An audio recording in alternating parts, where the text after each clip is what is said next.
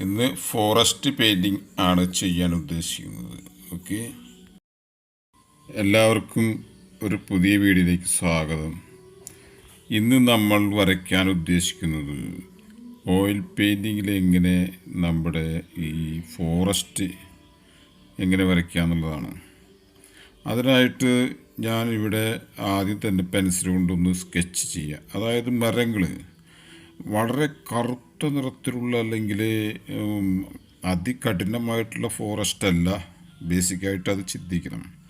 കാരണം അത്തരത്തിലുള്ളൊരു ഫോറസ്റ്റ് ആണെങ്കിൽ നമുക്കധികം ബ്ലാക്കിൽ നിന്ന് പിന്നെ ഏതാനും മരങ്ങൾ മാത്രമേ നമുക്ക് വരയ്ക്കാൻ സാധിക്കുള്ളൂ. അതായത് ബ്ലാക്ക് എന്ന് ഉദ്ദേശിക്കുന്നത് ഇവിടെ നല്ല ഡാർക്കുള്ള ബാക്ക്ഗ്രൗണ്ടിൽ അല്പം മരങ്ങൾ ഇങ്ങനെ കറുത്തിട്ടും പല കളറിലൊക്കെ ആയിട്ട് ഇങ്ങനെ ഇരട്ട് പിടിച്ച പോലെ ഇരിക്കും. അപ്പോൾ അത് ഒഴിവാക്കാൻ വേണ്ടി ബാക്ക്ഗ്രൗണ്ടിൽ അല്പം വെളിച്ചം തട്ടുന്ന ഒരു ഏരിയയിൽ, അതായത് അത്തരത്തിലുള്ളൊരു ലാൻഡ്സ്കേപ്പ് പോലുള്ള ഭാഗങ്ങളാണ് ഞാൻ ചെയ്യണത്. അപ്പോൾ സൂര്യപ്രകാശം ഉള്ളിലേക്ക് കടന്നു വരുന്ന ഒരു സ്റ്റൈലാണ് ഞാൻ ഇവിടെ ചെയ്യാൻ ഉദ്ദേശിക്കുന്നത്. മാത്രമല്ല ഇതൊരു ഭാവന ചിത്രമാണ്, എവിടെ നോക്കി വരച്ചതല്ല എന്നുള്ളത് കൊണ്ട് നമുക്ക് കൂടുതൽ ഇത് എൻജോയ് ചെയ്യാൻ സാധിക്കും എന്നുള്ളതാണ്. അതായത് നമ്മുടെ ഭാവനയ്ക്കനുസരിച്ചുള്ളൊരു കാർഡാണ്. ഇപ്പം ഇതിനായിട്ട് ഞാൻ മെയിനായിട്ടുള്ളത് കളർ എടുത്തിട്ടുള്ളത് സാപ്പ് ഗ്രീനും പിന്നെ യെല്ലോ ഓക്കർ, പിന്നെ അങ്ങനെ ഡാർക്ക് ബ്ലൂ, പിന്നെ ക്രിംസൺ റെഡ്. ക്രിംസൺ റെഡ് എന്ന് പറഞ്ഞാൽ സാധാരണ മറ്റ് റെഡിനേക്കാൾ അല്പം കൂടി ഡാർക്കായിരിക്കും, അതിനാണ് ക്രിംസൺ റെഡ്. മജന്ത, വയലറ്റ് ഇതൊക്കെ ഉണ്ടാക്കാൻ ക്രിംസൺ റെഡാണ് ഏറ്റവും ബെസ്റ്റ്. അപ്പോൾ അതുകൊണ്ട് നമ്മൾ ആ കളറ് പ്രത്യേകം നോട്ട് ചെയ്യണം. സാധാരണ മറ്റ് റെഡുകളൊക്കെ ആണെങ്കിൽ അതൊരു ബ്രൗൺ, ഡാർക്ക് ബ്രൗണിലേക്കാണ് മാറി വരിക, വയലറ്റ് കിട്ടാൻ വിഷമാവും. അപ്പോൾ പല ആളുകളും നമ്മുടെ ഈ പ്രൈമറി കളർ എന്ന് പറഞ്ഞിട്ട് ഈ റെഡ്, യെല്ലോ, ബ്ലൂ ഇത് മൂന്നും കൂടി ചേർക്കുമ്പോഴാണ് സെക്കൻഡറി കളർ കിട്ടുക, അതൊക്കെ നമുക്കറിയാം. അപ്പോൾ ഈ റെഡും പിന്നെ നീലയും കൂടി ചേർത്ത്, അതായത് ബ്ലൂ കൂടി ചേർത്ത് കഴിഞ്ഞാൽ വയലറ്റ് കിട്ടുന്നുള്ള ധാരണ വെച്ചുകൊണ്ട് ചെയ്യുമ്പോൾ ഈ റെഡിൻ്റെ ചെറിയ പിഗ്മെൻറ്റിനൊക്കെ മാറ്റം വരുമ്പോൾ വയലറ്റിന് പോയിട്ട് ബ്രൗണായി മാറും. അങ്ങനെ പലരും പറയുന്നത് കേൾക്കുന്നുണ്ട്. അതുകൊണ്ട് പ്രത്യേകം നോട്ട് ചെയ്യേണ്ടത് അത്തരത്തിലുള്ളൊരു കളർ തയ്യാറാക്കാനായിട്ട് നിങ്ങൾ ചെയ്യേണ്ടത് ക്രിംസൺ റെഡ് എന്ന് പ്രത്യേകം തന്നെ ചോദിച്ചു വാങ്ങണം. നിങ്ങളുടെ കളർ ബോക്സിൽ അങ്ങനെ ഒരു റെഡ് ഉണ്ടില്ലെങ്കിൽ സെപ്പറേറ്റ് വാങ്ങണം. ഓക്കെ, ഇപ്പോൾ നമുക്ക് വീണ്ടും നമ്മുടെ കളറിൻ്റെ പറ്റിയിട്ട് വീണ്ടും മനസ്സിലാക്കാം. അതായത് ബാക്ക്ഗ്രൗണ്ടിൽ നിന്നാണ് പെയിൻ്റ് അടിച്ച് വരുന്നത്. അതിന് ശേഷമാണ് നമ്മൾ ഡാർക്ക് മരങ്ങളൊക്കെ വരയ്ക്കുന്നത്. ഈ മരങ്ങൾക്ക് എല്ലായിടത്തും ഞാൻ ഈ നേരത്തെ പറഞ്ഞ കളറ് കയറിയിട്ടുണ്ട്. അതായത് മജന്ത എഫക്റ്റുള്ള കളറുകൾ.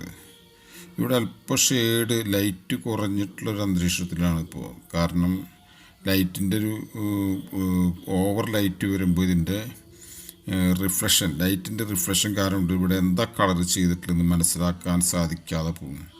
അതുകൊണ്ടാണ് ഞാൻ അല്പം ഷെയ്ഡ് വെച്ച്, അതായത് ലൈറ്റ് ഒന്ന് കുറച്ചതിന് ശേഷം, അതായത് നമ്മുടെ റൂമിലുള്ള ലൈറ്റ് ഒന്ന് കുറച്ചതിന് ശേഷമാണ് ഇത് വരയ്ക്കുന്നത്. അങ്ങനെ വരുമ്പോഴാണ് നമുക്ക് ഇതിൻ്റെ കറക്റ്റ് കളർ മനസ്സിലാവുന്നത്. ഈ ഗ്ലേസിങ് കൊണ്ട് മനസ്സിലാവാതെ പോകും.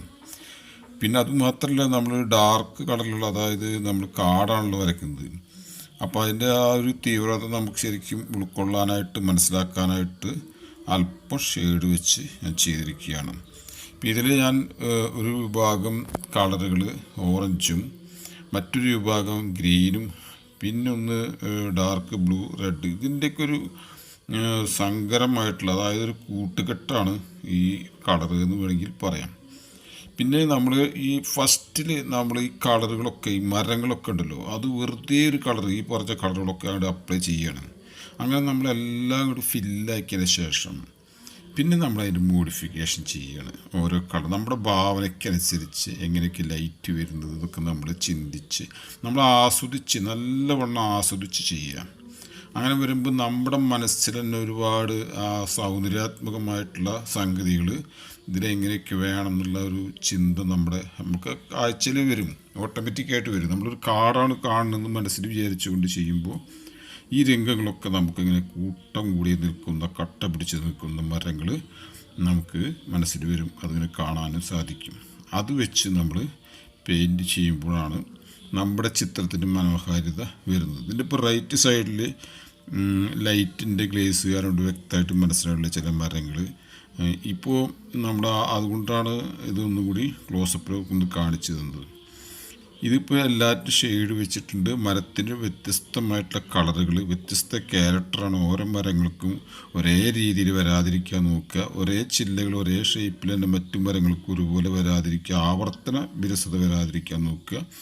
പിന്നെ വളരെ തടിയുള്ള ഒരു മരമാണ് ഇവിടെ വരയ്ക്കുന്നുണ്ടെങ്കിൽ ഇതിൻ്റെ നല്ലൊരു ഭാഗം നമുക്ക് വരയ്ക്കാൻ സാധിക്കാതെ പോകും. കാരണം അത്ര സ്പേസ് ഒരു മരത്തിന് വേണ്ടി നമ്മൾ കൊടുക്കേണ്ടി വരും. അതുകൊണ്ട് ഒരു അഡ്ജസ്റ്റ് ചെയ്തിട്ട് ഒരുപാട് മരങ്ങൾ വരയ്ക്കാനുള്ള സൗകര്യം ചെയ്തിട്ടുള്ളതാണ്. ഇത് വൈഡായിട്ട് വലിയൊരു ക്യാൻവാസിലൊക്കെയാണ് ഇത് കൂടുതലായിട്ട് നമുക്ക് ചെയ്യാൻ സാധിക്കും. ഇതൊരു ബേസിക്കലി നിങ്ങൾക്കൊരു ഐഡിയ കിട്ടാനും, പിന്നെ ഇതിൻ്റെ ഓവർ ഡീറ്റെയിലേക്കൊന്നും ഞാൻ പോയിട്ടില്ല. അങ്ങനെ പോവുകയാണെങ്കിൽ ഇതിൻ്റെയൊക്കെ കൂടുതൽ സൗന്ദര്യാത്മകമായിട്ടുള്ളൊരു ഒരു തലത്തിലേക്ക് ഈ ചിത്രം എത്തപ്പെടുമെന്ന് എനിക്കറിയാം.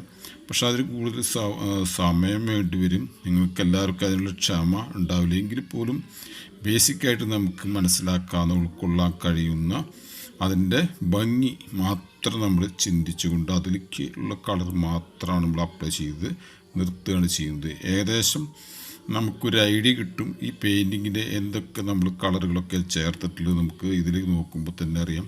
ഇത് ഞാൻ എങ്ങനെയാണ് അപ്ലൈ ചെയ്തിട്ടുള്ളത് വ്യക്തമായിട്ട് ഞാൻ കാണിച്ചിട്ടുള്ളത് കൊണ്ട് പിന്നെ നമുക്കത് മനസ്സിലാക്കാൻ വിഷമില്ല. അതുപോലെ തന്നെ നമ്മളിത് വരയ്ക്കുന്ന സമയത്ത് ഒന്നും കൂടി എന്താ പറയുക, ഡാർക്ക് ആവശ്യമുള്ളത് എവിടേക്ക് വേണ്ടി വരും. ചില മരങ്ങൾ എക്സ്ട്രാ ചില്ലകൾ, അതായത് അതിൻ്റെ കൂടുതൽ ബ്രാഞ്ചസ് നമുക്ക് എങ്ങനെയൊക്കെ വരയ്ക്കണം എന്നൊക്കെ ചിന്തിച്ചുകൊണ്ട് ഇങ്ങനെ വരയ്ക്കുമ്പോൾ നമ്മളറിയാതെ കാട്ടിൽ ചെന്നിട്ടുള്ളൊരു പ്രതീതി നമുക്ക് ഉണ്ടാക്കിയെടുക്കണം. അങ്ങനെ വരുമ്പോൾ കൂടുതൽ വസ്തുക്കളൊക്കെ നമ്മളവിടെ കാണാൻ തുടങ്ങും.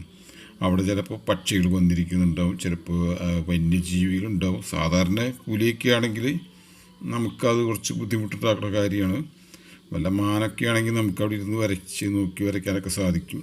പക്ഷേ എങ്കിൽ പോലും നമ്മുടെ ഭാവനയ്ക്ക് അനുസരിച്ച് വരയ്ക്കുമ്പോൾ കിട്ടുന്ന ഒരു സന്തോഷമുണ്ട്, അതിൻ്റെ ഒരു പ്രത്യേക ഒരു അനുഭൂതി. അത് നമ്മൾ ഭാവനയിൽ തന്നെ വരയ്ക്കുന്നതാണ് ഏറ്റവും ബെസ്റ്റ്. ഫോറസ്റ്റ് പെയിൻറ്റിങ് എന്നൊക്കെ പറയുമ്പോൾ അതിൻ്റേതായ ഒരു ഭംഗി നമ്മൾ കീപ്പ് ചെയ്യണം എപ്പോഴും. അപ്പോൾ നിങ്ങൾക്ക് അങ്ങനത്തെ ഒരു ഭാവന നഷ്ടപ്പെടുകയാണ്, നിങ്ങളത് കോപ്പി എടുക്കുക, ഒരു പകർപ്പുകാരനായിട്ട് മാറാതിരിക്കുക, പ്രത്യേകം ശ്രദ്ധിക്കുക. നമ്മൾ ആ കളർ കണ്ടു അതിവിടെ വെച്ചു, ഈ കളർ കണ്ടു അതവിടെ വെച്ചു. നമ്മളൊരു ഫോട്ടോഗ്രാഫി സ്റ്റൈലിൽ ഒരു പടം വരച്ചതുകൊണ്ട് നമ്മുടെ കരവിരുത് എന്നല്ലാതെ നമുക്കതൊരു ആസ്വാദനത്തിൻ്റെ, നമ്മുടെ സംതൃപ്തിക്ക് യാതൊരു മാറ്റവും, അല്ലെങ്കിൽ കാണുന്ന വ്യക്തിക്ക് അതൊരു ഫോട്ടോ പോലെ തോന്നിക്കഴിഞ്ഞാൽ അതിൻ്റെ നിലവാരം പോയി.